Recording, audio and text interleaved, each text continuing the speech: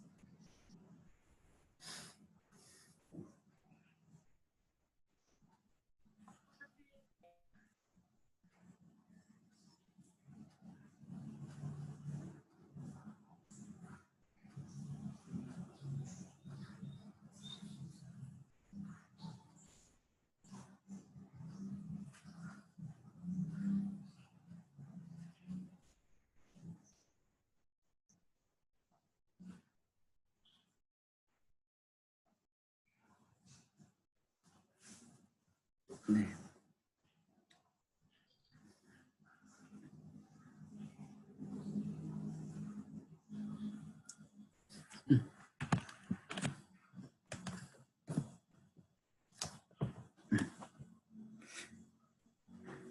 Baik, Assalamualaikum warahmatullahi wabarakatuh. Mari kita mulai dengan Bismillah.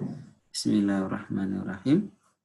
Kembali kita belajar hari ini accurate manufaktur dari kegiatan kita yang sebagian tadi malam kita diskusikan.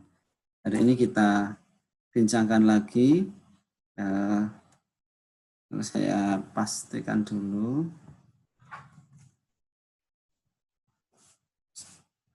Perlunya bisa.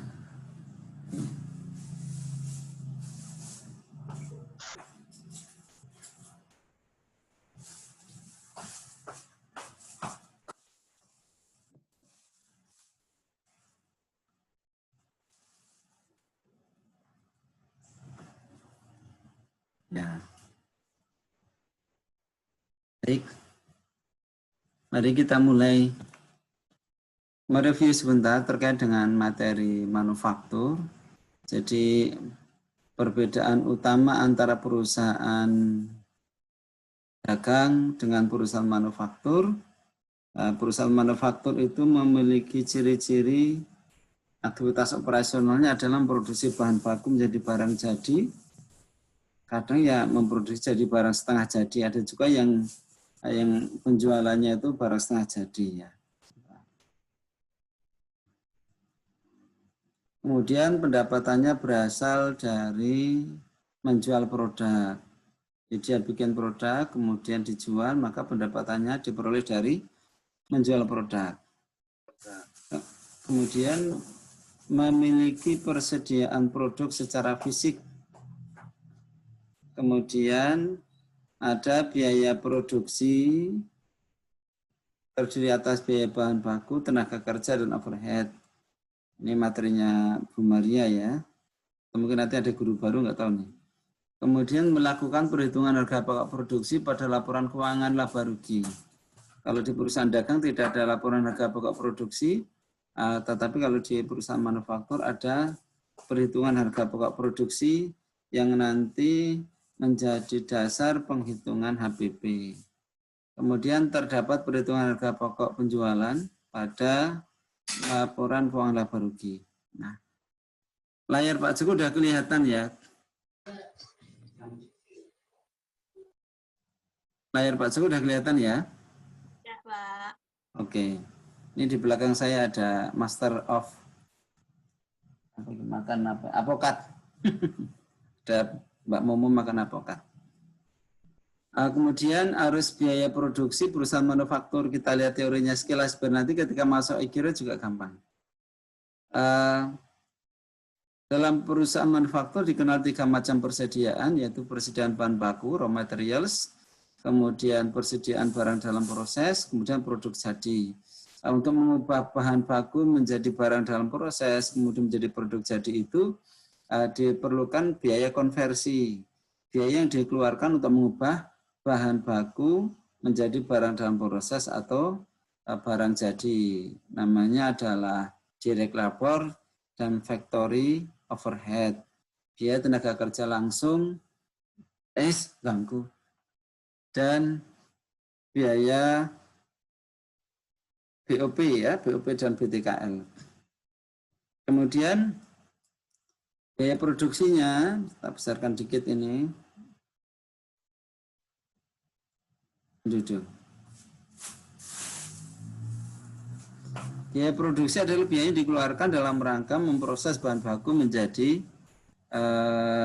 barang jadi atau barang dalam proses. Ada 3 biaya, bahan baku, tenaga kerja, BOP masuk dalam proses produksi. Kemudian dari proses produksi itu pada akhir periode ada yang menjadi produk jadi, ada yang menjadi produk setengah jadi atau produk dalam proses. Nah, dari produk jadi ini nanti kita menghitung berapa harga pokok produksinya, berapa biaya bahan baku, tenaga kerja, BOP yang dikonsumsi oleh produk jadi ini. Kemudian berapa biaya dari 3 ini yang dikonsumsi oleh produk setengah jadi atau produk dalam proses. Di accurate untuk yang ketiga ini, yang produk setengah jadi ini pada akhir bulan dihitung melalui namanya proses akhir bulan. Kita tidak perlu menghitung manual. Walaupun secara manual kita harus tahu konsepnya. Kemudian,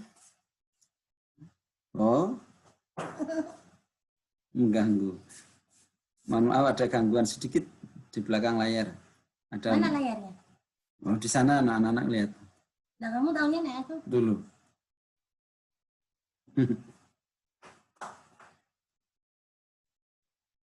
Proses pembelian bahan baku, seterusnya ini akuntansinya Bu Maria.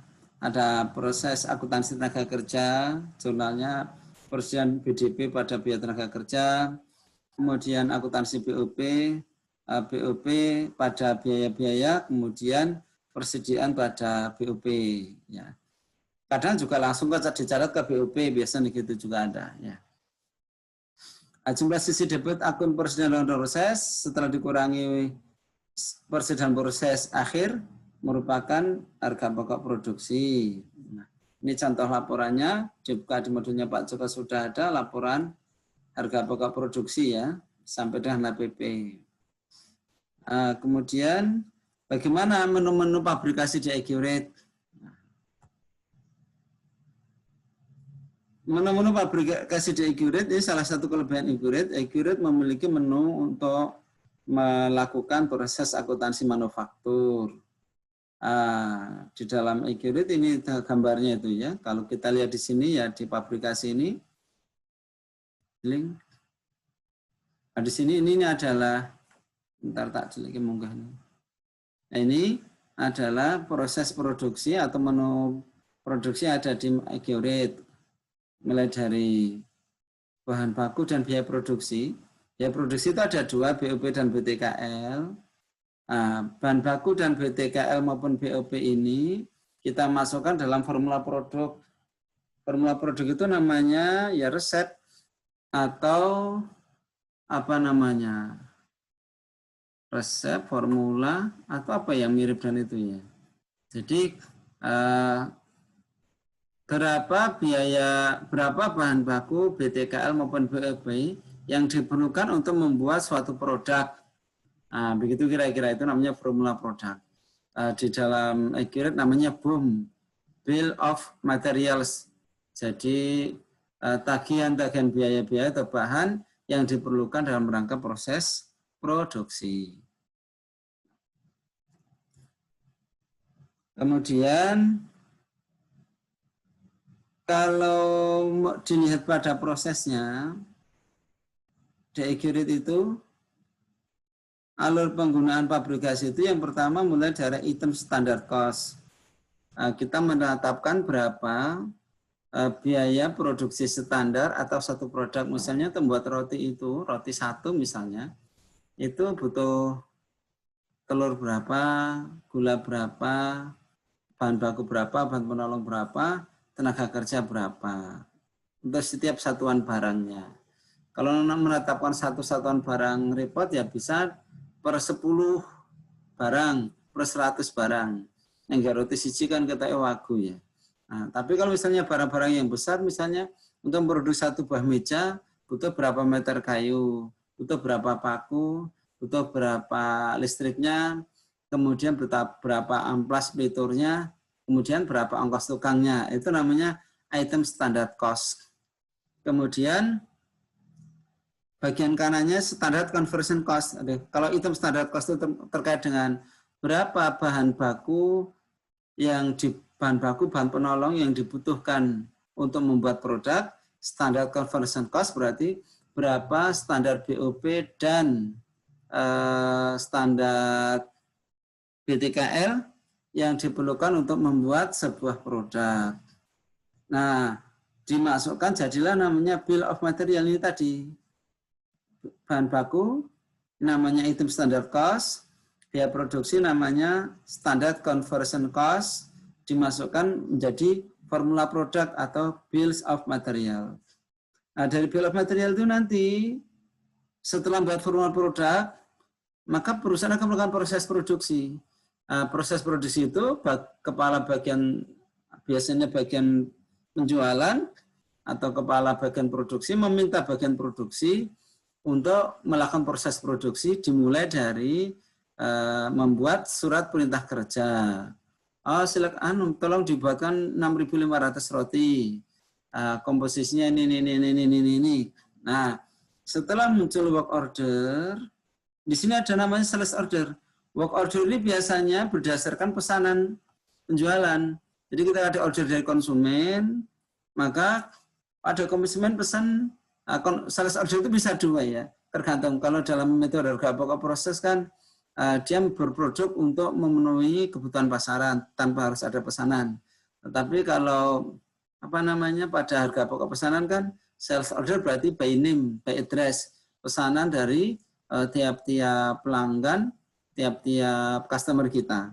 Dari sana butuh berapa barang, dari pasar kira-kira butuh berapa barang, kemudian jadi work order.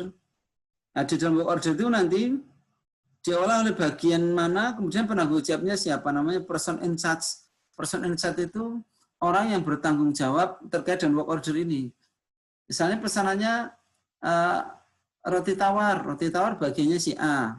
Kemudian pesanannya lapis legit bagiannya si B, namanya person in charge-nya si A, si B. Kemudian departemen produksinya di departemen produksi yang mana? Kalau perusahaannya masih kecil kan seluruh proses produksi menjadi satu. Tapi kalau perusahaan besar mungkin proses produksinya kain batik di sebelah sini, kain polos sebelah sini, baju anak sebelah sini, baju dewasa sebelah sini, yang begitu. Kemudian setelah work order, langkah selanjutnya adalah setelah muncul surat perintah kerja, muncul namanya dokumen materialis atau pengeluaran bahan baku ini. Perintah pengeluaran bahan baku sejumlah yang ada di work order ini. Untuk produksi 100 kain baju anak-anak butuh berapa kain, berapa benang, dan seterusnya. Kemudian setelah bahan-bahan ini diolah, sekian waktu berjalan, maka muncullah produk jadinya. Yang terakhir kita menginput namanya produk result atau produk dan bahan baku keluaran. Artinya dari proses produksi itu berapa barang yang sudah jadi, kemudian ada pencatatan persediaan barang jadi. Ini sekilas tentang proses manufaktur di Accurate gitu ya. Kemudian mari kita lihat ketika Anda mengaktifkan menu pabrikasi, maka pastikan menu pabrikasi itu kita kita aktifkan. Kalau Accurate-nya belum pernah dipakai di pabrikasi, biasanya menu pabrikasinya belum bisa diaktifkan. Nah, cara mengaktifkannya melalui preferensi, kemudian fitur ya, fitur, ini saya kecilkan dikit biar kelihatan. Maka modul pabrikasi ini perlu diaktifkan. Kalau perusahaannya nanti by departemen, ini perlu dicentang. Nah, misalnya departemen printing, departemen weaving, departemen spinning kayak di perusahaan tekstil ya.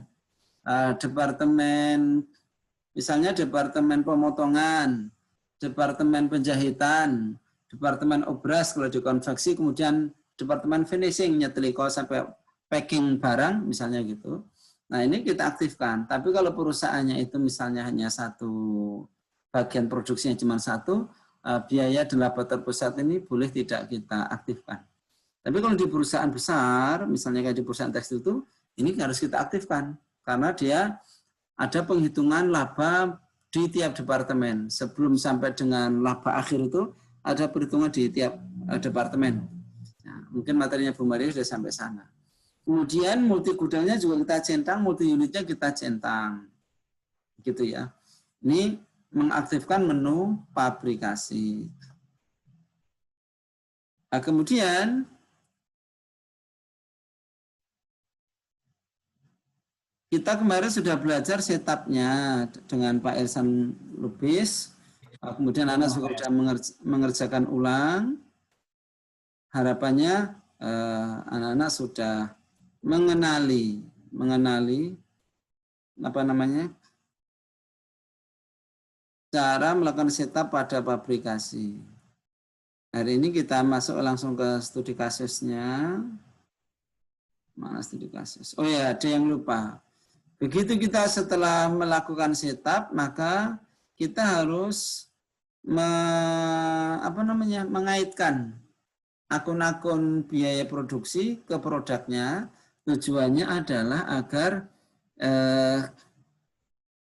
akun-akun bahan baku, akun-akun BTKL, akun-akun BOP itu bisa langsung terakumulasi oleh IGRIT menjadi harga pokok produk.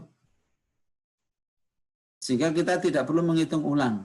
Kalau sudah dialokasikan seperti yang kemarin kita kerjakan itu, di sini misalnya di biaya bahan baku misalnya, ini kan kita linkkan. Awalnya kan ini belum ngeling. Kadang-kadang di perusahaan itu struktur akunnya ada namanya harga pokok produksi atau biaya produksi. Sehingga biaya bahan baku itu dilingkan dulu menjadi subbagian biaya produksi.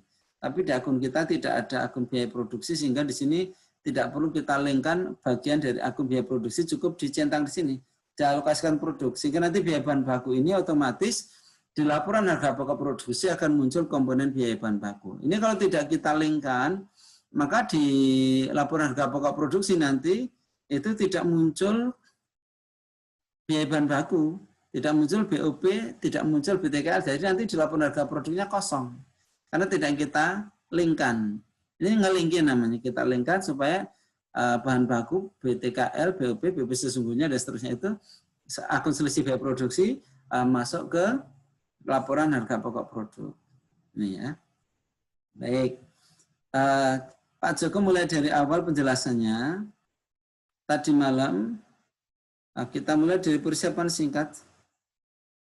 Nanti setelah 2 menit anak-anak tolong gabung lagi karena apa ini di bawah ini ada remaining time-nya itu 2:19 ya, berarti masih 2 menit lagi. Oke. Nah,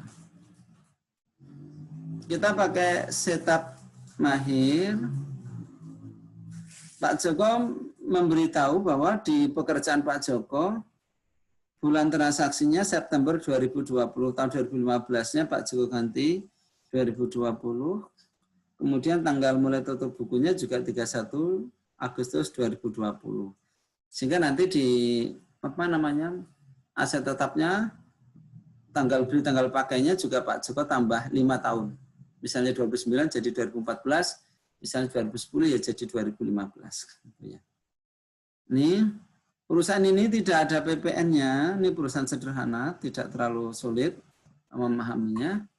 Pak Joko mengambil start date-nya cut off-nya 31/08/2020. Anak-anak 2015 nggak apa-apa. Kemudian next. Ini, karena bukan PKP, bukan pengusaha kena pajak, maka di sini tidak ada form serial number, tidak ada NPWP, tidak ada nomor faktur pajak, tidak ada. Kalau SPT juga tidak ada, karena dia bukan PKP.